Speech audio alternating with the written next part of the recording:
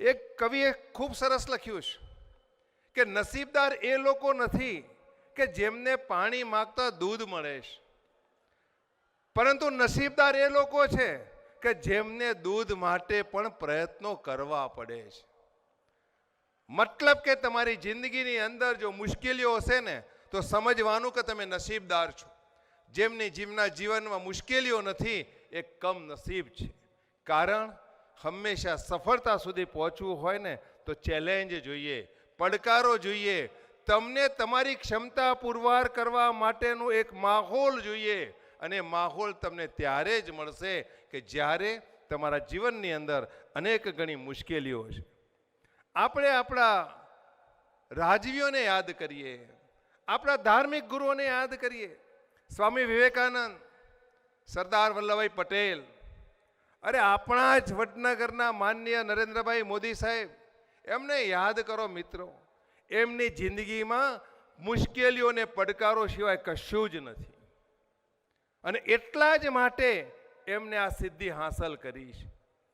તમે માની લઈએ કે મનુષ્યને છોડી દઈએ, ભગવાન માટે શું કહેવું છે? ભગવાન કૃષ્ણ અને ભગવાન રામને યાદ કરીએ તો એમના જીવનની અંદર પણ મુશ્કેલીઓ ઓછી નથી. તમને ખ્યાલ હશે કે મહાભારતની અંદર એકવાર કર્ણે શ્રી કૃષ્ણને પૂછ્યું કે ભગવાન, મારી જિંદગીમાં આટલી બધી મુશ્કેલીઓ કેમ છે? હું કુંતી પુત્ર હોવા છતાં રાધે તરીકે કેમ ઓળખાવું છું? હું રાજવી પુત્ર હોવા છતાં સિંહાસનથી વંચિત કેમ છું? દ્રૌપદીના સ્વયંવરની અંદર મને અપમાનિત કેમ કરવામાં આવ્યો? આટલી મુશ્કેલીઓ મને કોના વાંકે થઈ રહી છે?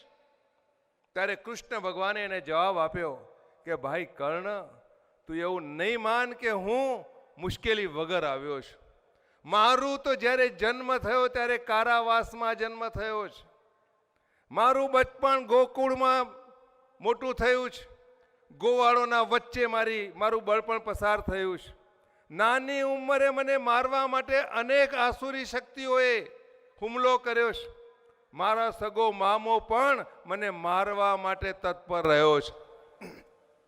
એ સંજોગોની અંદર મેં ક્યારેય પણ મારી નૈતિકતાનો અને ક્યારેય પણ મેં મારી હિંમતને છોડી નથી. મેં ધર્મને છોડ્યો નથી, અને એટલા જ માટે મને આનંદ છે કે મેં ધર્મને સાચવવા માટે, ધર્મને બચાવવા માટે આ મુશ્કેલીઓ વેઠી છે. જ્યારે કર્ણ તે અધર્મના પલ્લામાં બેસીને કામ કર્યું માટે તને મુશ્કેલીઓ દેખાય છે. માટે મિત્રો, મારે તમને એટલું જ કહેવું છે કે હવે પછીની જે જર્ની છે એ જર્નીમાં જો તમે હોનેસ્ટી નહીં રાખો તો સમજી લેજો કે તમારી ઓળખ ક્યારેય નહીં બની શકે. ભ્રષ્ટાચારીઓની કોઈ ઓળખ હોતી નથી. ઓળખ બનાવવી હોય તો તમારી હોનેસ્ટી નહીં બની શકે.